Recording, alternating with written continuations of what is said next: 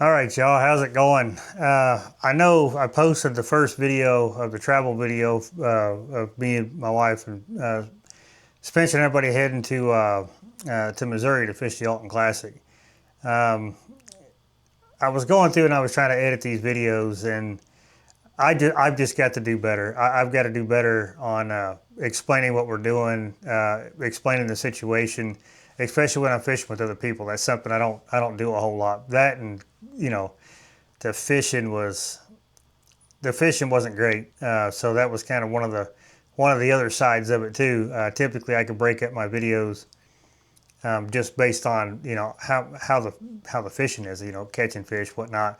That helps me better, narrate what's going on. But just because we went through, it was 4 days of pre-fishing, and we managed to catch, I think, 2 or 3 fish. So it was tough fishing. It definitely one of those things that it doesn't lead to a great tournament. Which if you guys watched the weigh in or heard about it, but I'll tell you about it if you hadn't. We only caught 2 fish for like 12 pounds. So, but we were around a lot. We seen the right stuff. It's just like anything else, you got to get the fish to bite. The conditions for the week were the water was consistently dropping all week, and so we were kind of sort of finding fish and ended up catching 1 or 2 fish. They just weren't there on tournament day, and we were guessing at best, about how we could find more fish. But it is what it is. And like I said, I tried to edit some videos and none of it made sense. I couldn't I couldn't tie it together. So most definitely watch Spencer's channel if you want to watch the pre-fishing days. They weren't spectacular by no means, but he does a lot better job as far as being more efficient when it comes to capturing and editing them videos. And it's still something I've got to learn to get better at, because I put together, between the 4 days of pre-fishing, I put together about a 12-minute video, and I tried watching it, and I got annoyed watching it because it didn't make sense. It was just kind of all just rammed together. So that's my bad on my part. I might have to get better at that. And then, but anyway, so this is just a little video to come on and explain why you have it, or you're not going to see the rest of the videos from there. So like I said, just watch Spencer's channel. If you want to see an expert, on this YouTube thing, he's the guy you want to kind of watch as far as capturing that footage. But